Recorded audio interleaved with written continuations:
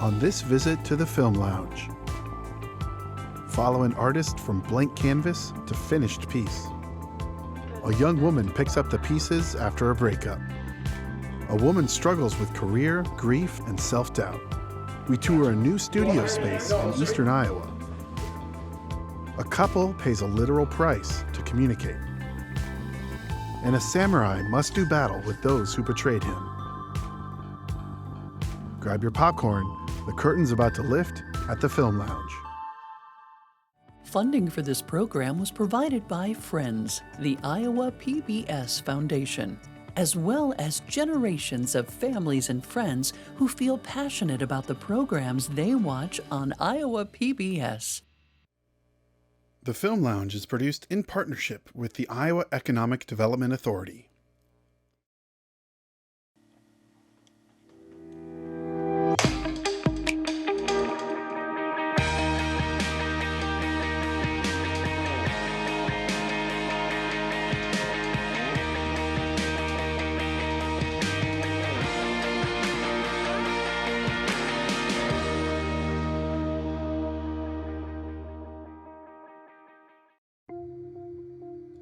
My name is John Hennessy Baker. I am a filmmaker based out of Des Moines, Iowa, and I am the director of PAC. The subject of the film is Jackson Meister, who is a friend and artist here in Des Moines. We filmed over the course of about an hour, and it was an interesting blend between documentary and narrative filmmaking in that we had sort of set the parameters in that here's kind of what we're going for, and then we just sort of let him go off and do his thing. With the editing and with the layering, I wanted to represent the chaos meets the beauty meets the flurry of creativity and what that feels like as an artist. I would consider myself predominantly a sound artist. I compose music for film and television as well as record on set practically what's happening.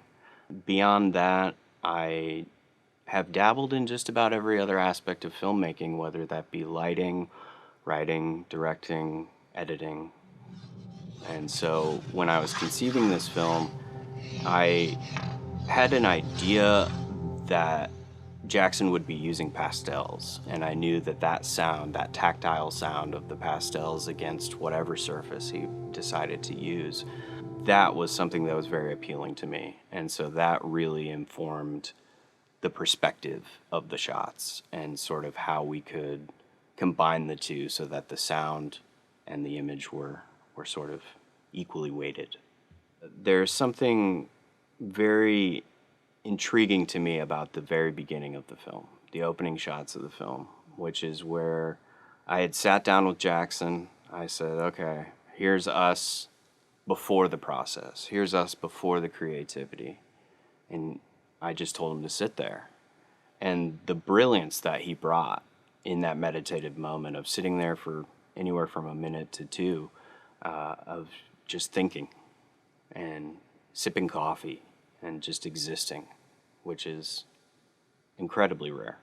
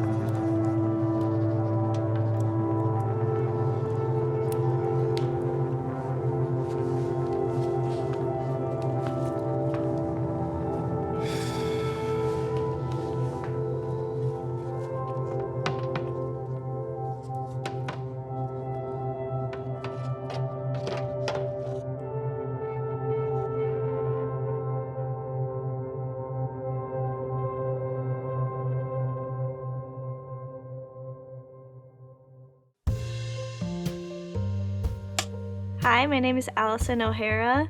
I'm from Des Moines, Iowa, and I'm the writer and director of Carry It With Me. So Carry It With Me is a short film. It's about a woman who is healing from a breakup, and we see her alone in her apartment, kind of going through the physical pieces that were left behind from this relationship and moving through the emotions that brings up for her. It's just strange. This film is actually pretty autobiographical. I think it felt really important for me to make this because when you experience a loss, whether it's the end of a relationship or somebody passes away or whatever it is, there's so many things that you're feeling and thinking, and a lot of times I think it feels like the only person that you really want to talk to about those things is the one person that you can't. So even though it's not me in the film, it might as well be because, it's a lot about my own story. I mean, I love using color in my films, and in Carry It With Me, there's a lot of pink tones, and that was intentional, but I think one of the things that's a little bit more subtle is when there are other tones introduced. So I think that it's interesting to look out for when the cool tones show up and what that might represent for her. The film is kind of broken into like 5 sections. So we would set up one area of the apartment and then capture everything that we needed to for that section. I think that made it a lot easier to accomplish in one day because we were thinking about it in chunks, even though it's not really your typical narrative with like scene and then another scene and then another scene. It's a little bit more like a love letter.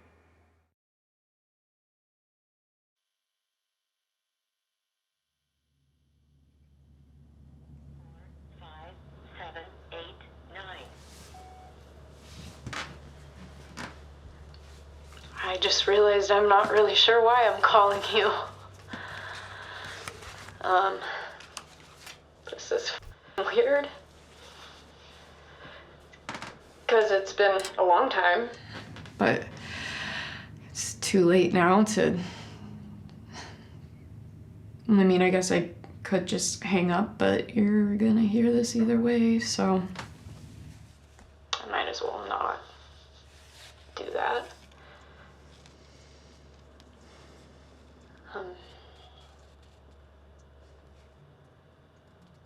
I don't know.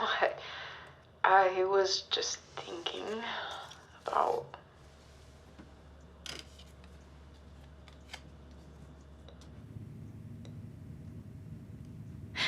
It's just strange to live this part of my life without you.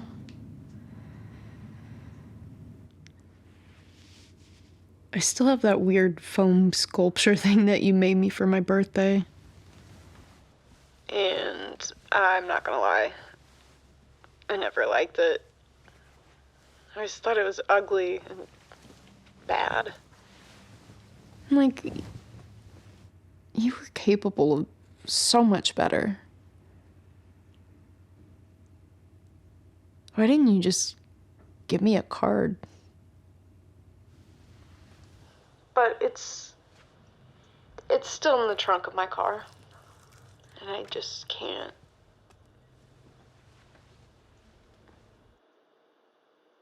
I think maybe there's something about it that's so embarrassing for you that I have to hold on to it. It reminds me that you were not perfect. But it's also garbage. And I should have thrown it away 2 years ago with the rest of your stuff.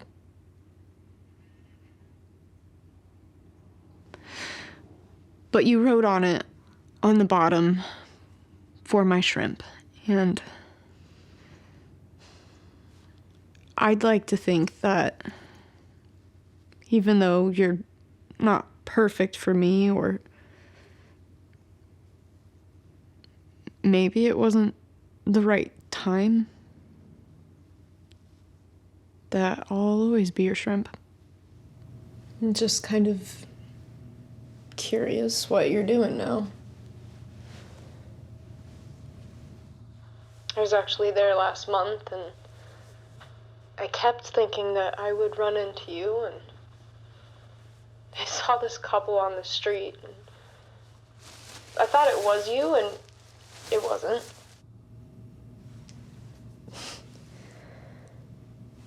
But it almost made me piss my pants.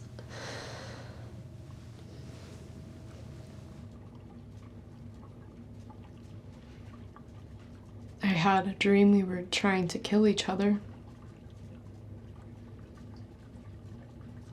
We fought for a long time.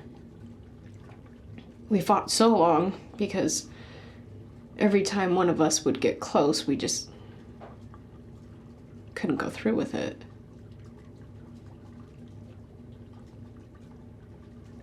And eventually, I had to kill you because it was the only way to keep you from killing me. It was the worst dream I've ever had. I don't know why. It's so hard for me to open up to people who I know I can trust. People who are steady.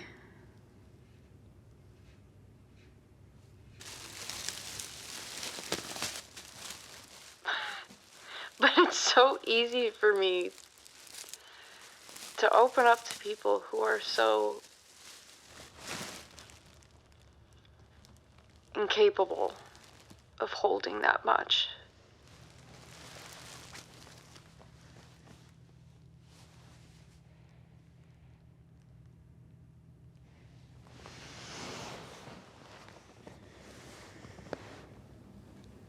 I know that sometimes it's too much for me to carry on my own. And I don't know if that means I need to let go.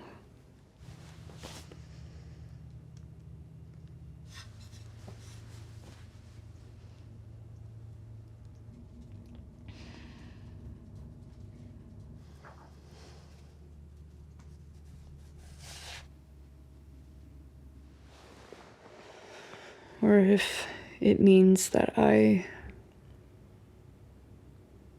haven't found the right person to carry it with me. The mailbox is full and cannot accept any messages at this time. Goodbye.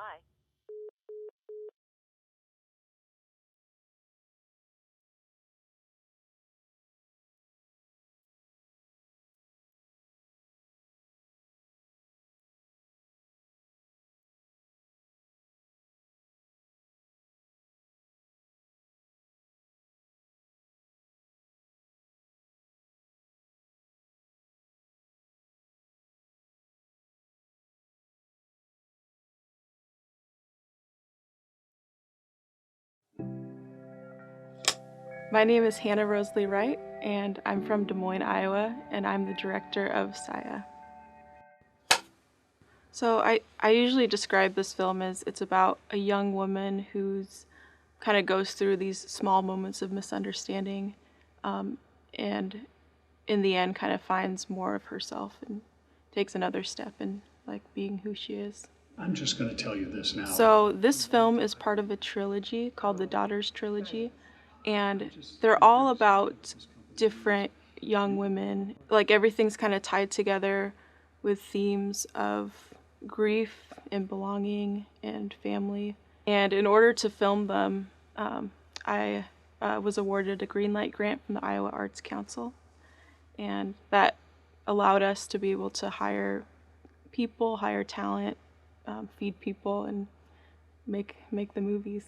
One thing I will say about, getting the Greenlight grant and getting to have a budget and kind of put money towards, getting to make artistic choices on lenses and props and things like that.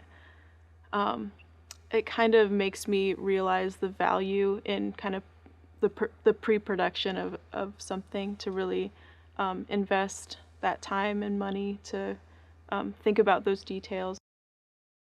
One decision that we made for the film was to very specifically position Sayah. So up until the very end, she's always pointed to the past. And it's not until she makes the choice to, kind of go for a career that she's more interested in and passionate about, that she's pointed to the right, towards the future.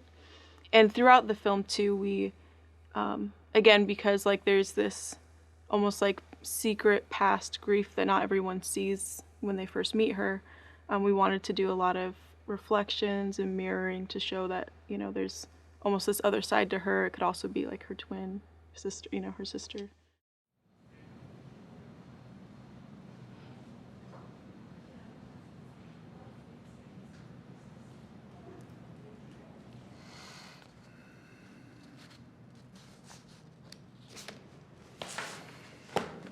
I'll walk you out. Oh, Bill, did you get that Johnson report done? I told him you'd have that to his desk this morning. It's very important. You got to get it done, okay? Yeah. Thanks. All right, I'm finishing up this interview now. You know what? I'm just going to tell you this now. We want to hire you. Oh, thanks. I just think you're exactly what this company needs. You won't believe how hard it is to find someone like you. In fact, we've got another position open. You got another one of you? Another one of me. Yeah, well, I just mean that you're so talented, you're hardworking, you're diverse.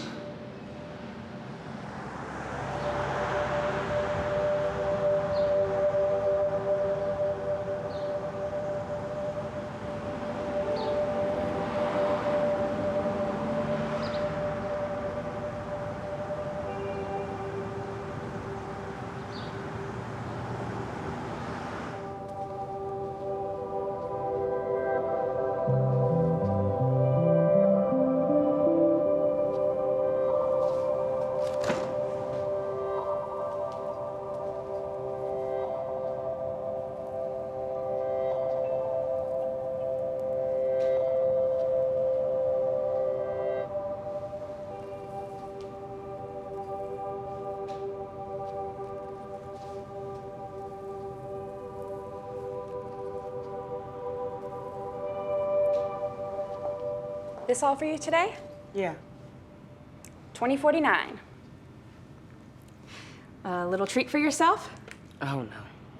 Oh, boyfriend? Or girlfriend, doesn't matter to me. It's for my twin sister. Thanks.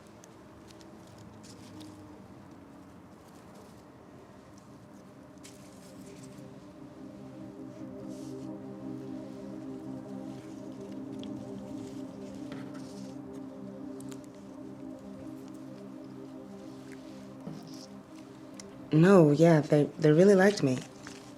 They actually offered me the job. I said no. Thanks, but no. Because I know benefits, Mom. Yes, it's salaried. I just didn't think it'd be a good fit. I know you guys work so hard, but that doesn't mean, just because they want me, doesn't mean I should take it. I didn't have a good feeling. It wasn't a good fit.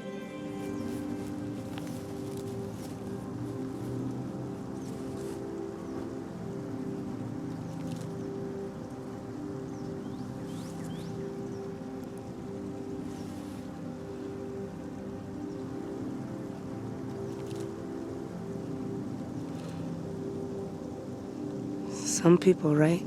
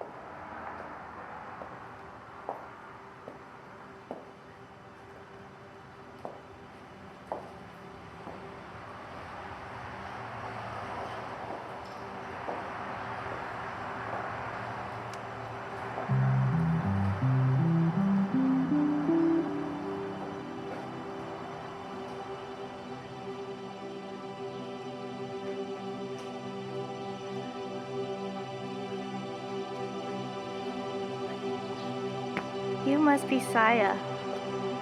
Yeah, that's me.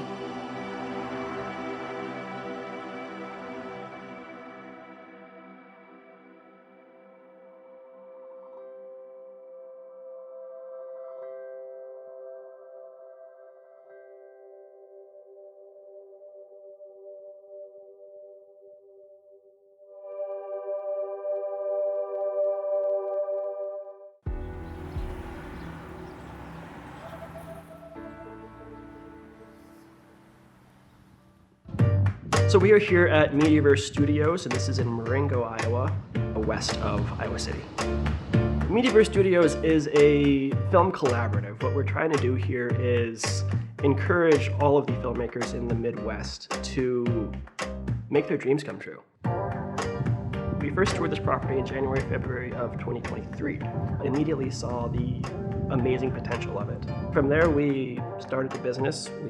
Getting the place painted and getting all the equipment brought in here and getting everything set up so that we could have a movie theater and a wardrobe and prop department, all of that stuff. And it has been a lot of work, but it's been very successful so far. The space used to be a sale barn for livestock where they would auction off cattle and horses and pigs and all that stuff. But it is now what we're calling Film Alley. Film Alley is a set of stalls that we're turning into bays that can turn into film sets. Everybody settle and action. You can control all of the lighting, you can control the set design and tailor it to whatever the film needs. Adjacent to that, we have our podcast setup. We have a dedicated editing room. We have our own equipment and we are able to rent it out. We have a crew right now of 13 people. We have auto mechanics, we have construction workers, we have graphic designers. We're all filmmakers, and so we all have ideas. And so we're very much using this space as intended for ourselves. And also as just sort of like a proof of concept to say, you can make films here, and here's what they can look like. That's a wrap! So we're sitting right now on 6 acres. With any luck, we'll be able to turn this into an entire film compound where we can have warehouses for sound stages. We can have green and white sight curtains. We can have an infinity void to do virtual production on. We can have a pool with water features to shoot like underwater stuff. We would like this place to just become a hub for all filmmakers in the Midwest, to be honest. Something that can be inspiring and can be just immensely useful to all these filmmakers.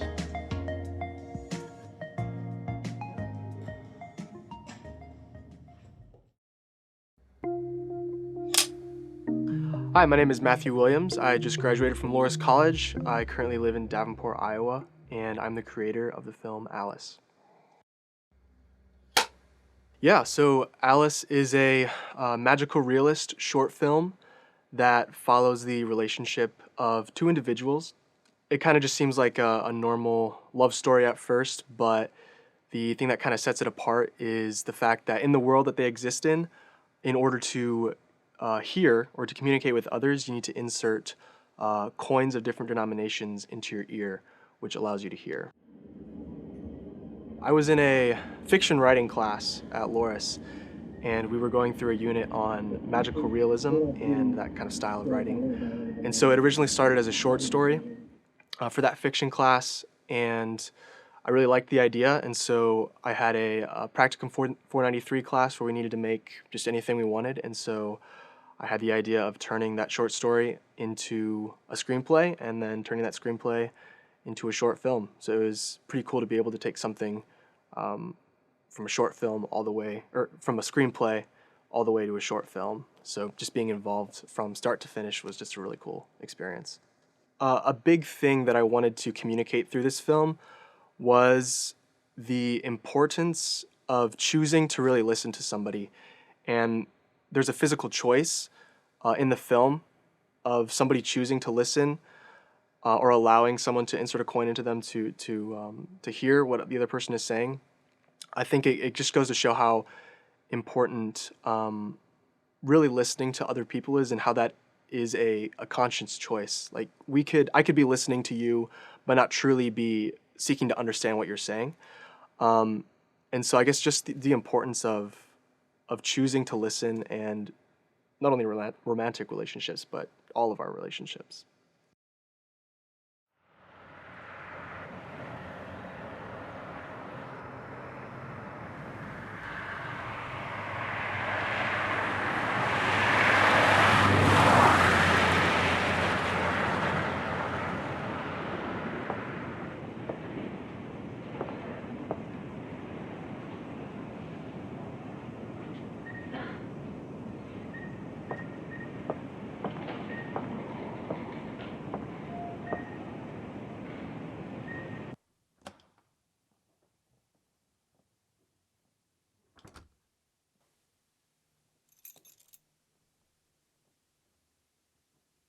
open up a restaurant. That I was know. a beautiful place. Yeah, I'm like, nice friend. So as he was coming over the bridge, this is what he told me. He ended up getting 2 flat tires.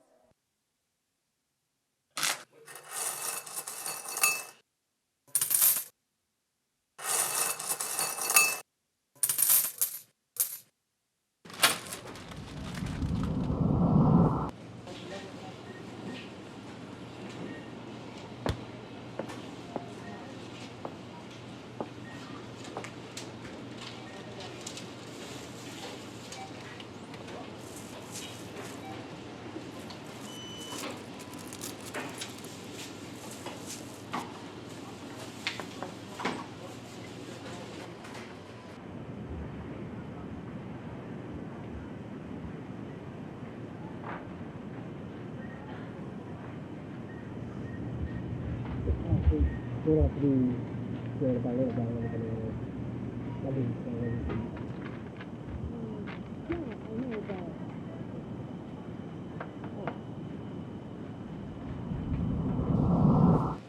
Sorry. But what I was saying is that you don't have to be afraid of a little brown on the bananas. That just means they're ready to eat. Yeah, I know that. Yeah, it's just that a lot of people tell me there's rotten bananas on the display, so yeah. Well, I guess I appreciate the banana facts. Yeah, of course. That's what they pay me the big bucks for. I've seen you come in here a lot. What was your name? Alex. Alice. I'm John. Nice to meet you. Nice to meet you. Well, I gotta get going. That freezer's not gonna stock itself. I guess it won't. Maybe I'll see you around?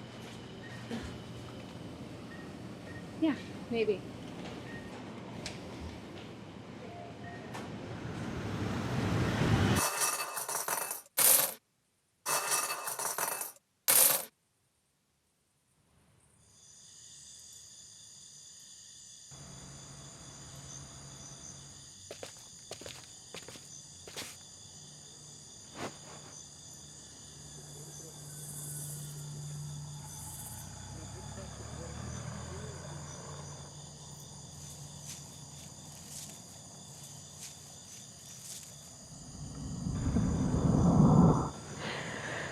So, how come I haven't seen you around before? Well, I've only been here for about a year. Though it's been a year too long. It is not that bad here. I know, but I love the city. And I'm only here for the university psych program. Oh, so you're gonna be like a doctor or something? Well, that is kind of the plan. That sounds like a lot of school. It is, but it'll be worth it. What about you? What about me? What do you want to do? I don't know. I guess I haven't really thought about it. Well, I mean, there's always time to, like, you don't have to figure it out right now, but...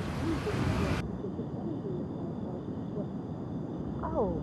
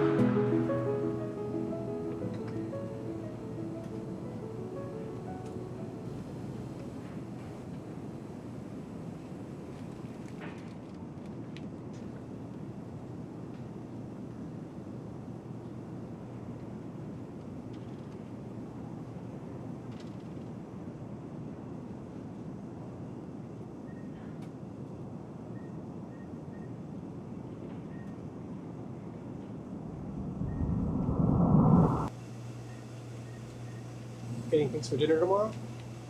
Yeah, I am. Sorry, it's just with work and school, I've been really busy. No, don't worry. I know you're busy. Yeah. Oh, Beth, she's coming over this weekend for dinner. Who? Beth? I know I told you. She's a professor who's helping me get into the PhD program in Chicago. The one who got me the counselor job? Oh, right. Yes. Will I see you later tonight then? Hopefully. I have early morning classes and I gotta get to bed early. We'll have a good day tomorrow then.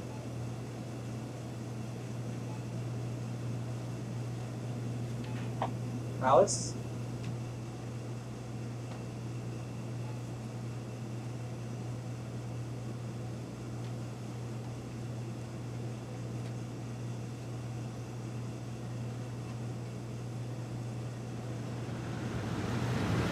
Any room, they can come on any way, any.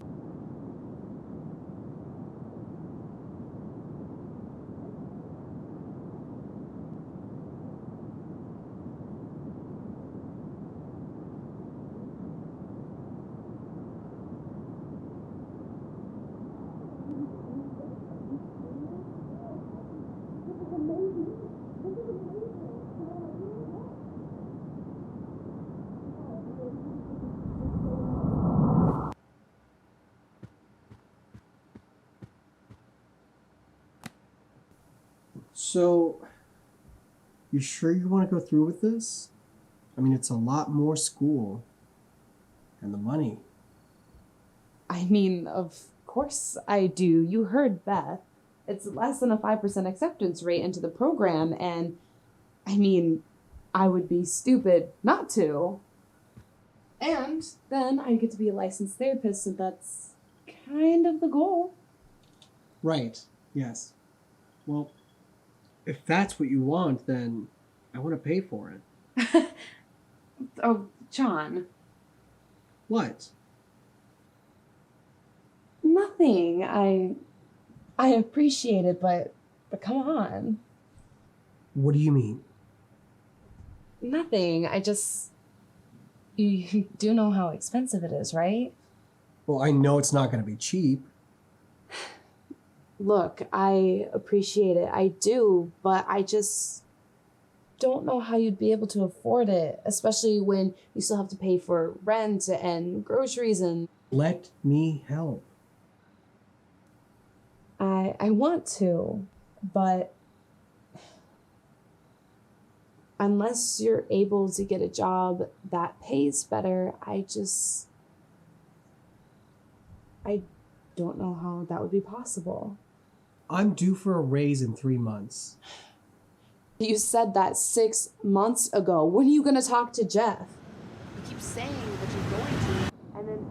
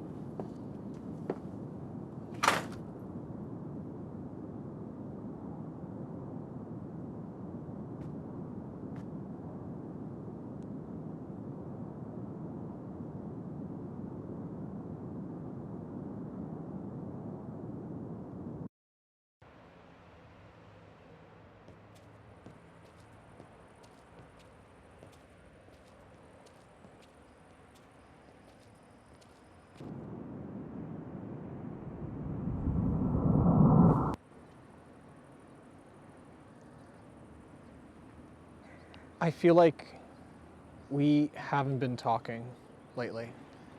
I know. I'm trying my best to... It just doesn't feel the same. Was that a bad thing? No. I don't know. We knew this was gonna be a commitment. I know. So I told you all of this up front. I know. I just, I didn't think it would be this bad. Bad. You think it's bad that I'm doing the thing that I love? No. I didn't mean it like that. I'm sorry that I'm doing something with my life that matters. I didn't mean it like that. I'm so sorry that I decided to take a risk. I'm sorry that I didn't want to be stuck doing a high school job for the rest of my life.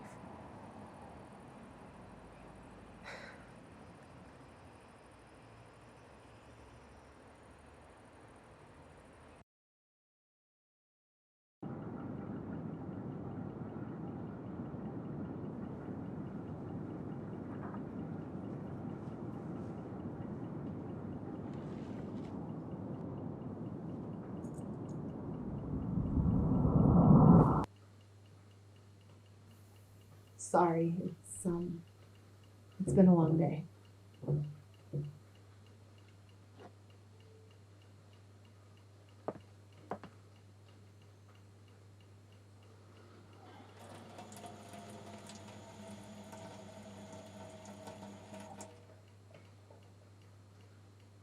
Jeff said he's retiring soon. I'm going to apply for his position. He said he'd put in a good word for me. They're probably just going to go for an outside hire, though.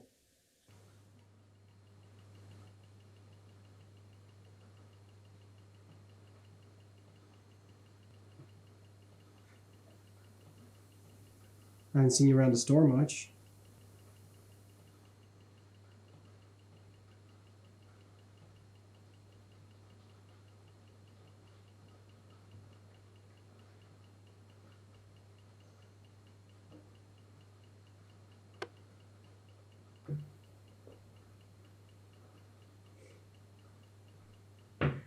I can't keep going on like this. You know it too. We can't keep pretending. Alice. There's nothing here.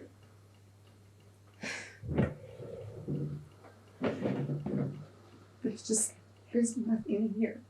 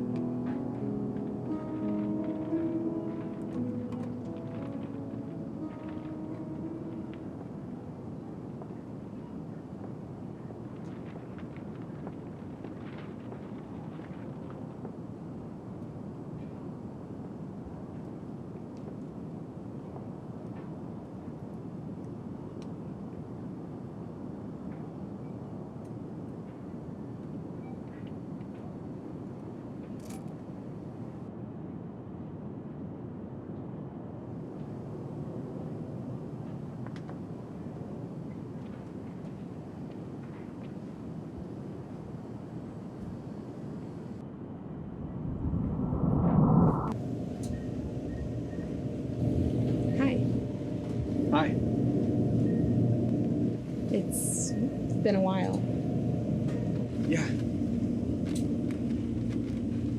What have you been up to? I moved to Chicago this weekend. I actually start classes on Monday.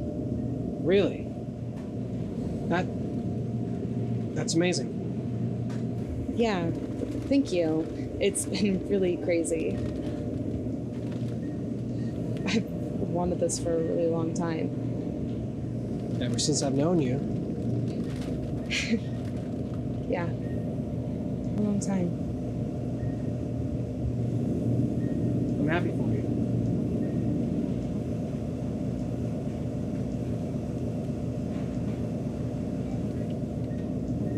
So, have you thought about it? What you want to do?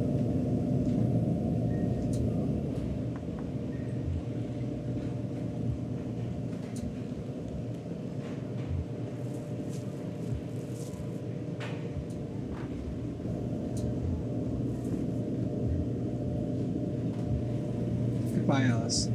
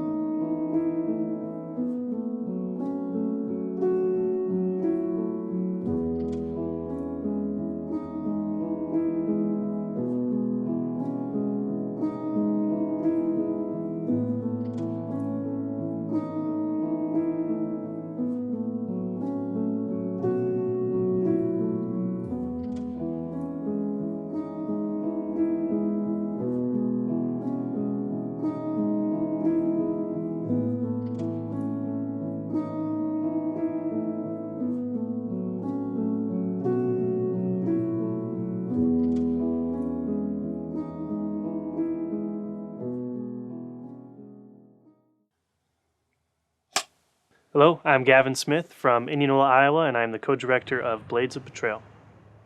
Hi, I'm Paul Murphy. I'm from Indianola, Iowa, and I'm the co-director of Blades of Betrayal. The book Shogun by James Clavell, that was really the beginning of my interest in Japanese history and the samurai specifically, and then I, of course, made Gavin read it as soon as I was done with it. Once we were immersed in all of that, like there was no stopping it. It's what we wanted to tell stories about. It took us a while to finally get around to making something set in Japan, but after seeing Seven Samurai and then Yojimbo and Hidden Fortress and all those other great films, it was time to make a samurai film. Essentially about a samurai captain who's ordered to investigate a spirit that has been terrorizing the people of the forest, but he encounters an unexpected enemy when he goes to confront it. So this film was made in just outside of our hometown in Indianola at a local kind of state park area, and it really was just a kind of more guerrilla style filmmaking where we had one man on camera with the microphone and then just our actors in front of camera, and it was a very cold night, but that's just kind of the offset of trying to do things when no one else is at the park, because one thing about guerrilla filmmaking is you're trying to kind of get in and out of your locations and not cause any trouble, not have any people kind of be in the background of your shots. And one of the best ways to do that is to go at night when no one else is at a state park and it's the middle of the winter. Choreography was something that we really wanted to focus on, and all in all, I would say we were pretty happy with the way it turned out. We had several rehearsal dates beforehand, before each shoot, to try to really get that down, and the actors seemed to really enjoy it. There's not a lot of restraint in Iowa. It's very more almost user-friendly, if that makes sense, where you can kind of just go and do your guerrilla filmmaking, and then plus everyone in Iowa is just always mostly nice and open to you filming in certain areas if you just have a conversation with people, and the small town vibe always really helps when you're trying to make connections. So.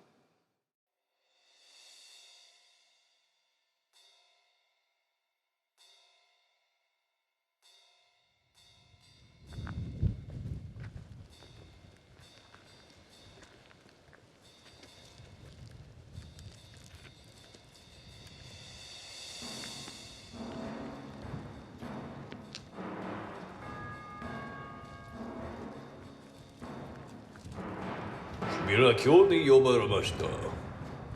レがお家を脅かしてと脅したしの姉妹は最新を破壊することでした。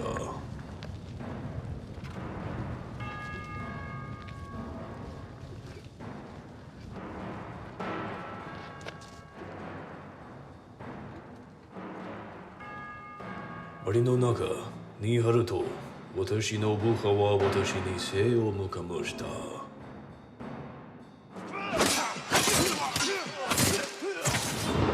私は走っているのに気づかれました。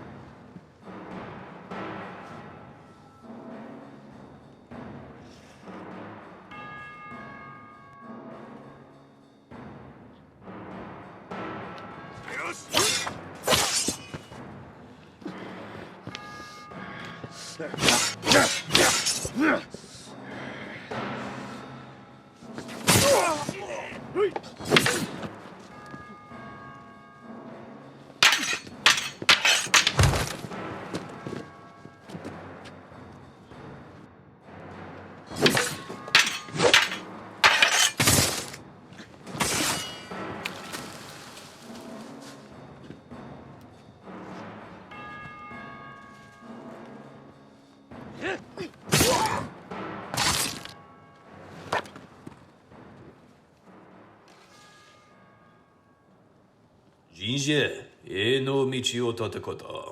私は答えを見つけたいと思った。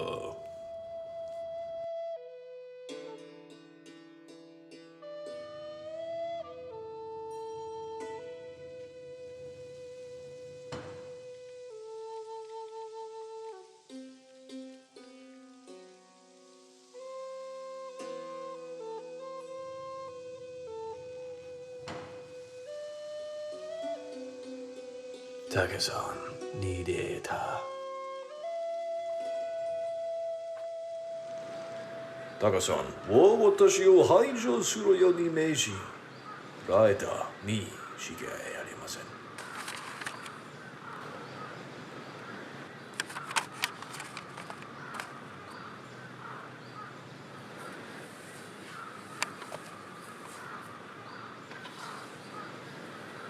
つまりシミュレ教は私の反逆の改革を派遣したいに違いありません。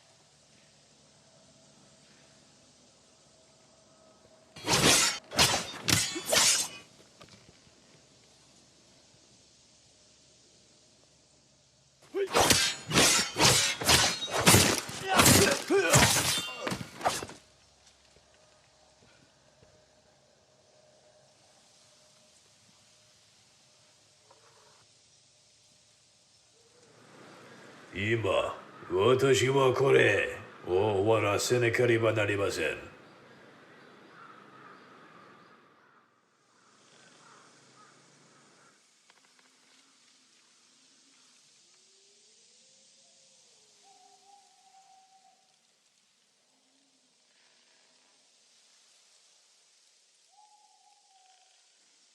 さよなら、シムラ。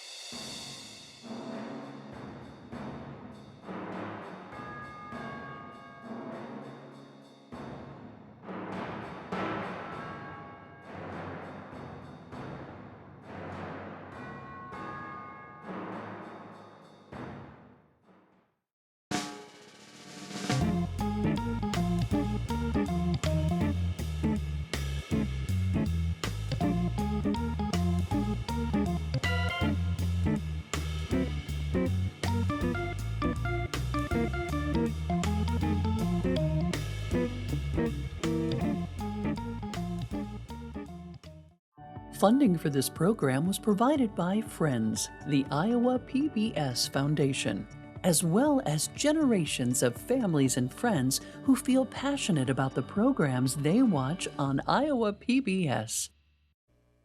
The Film Lounge is produced in partnership with the Iowa Economic Development Authority.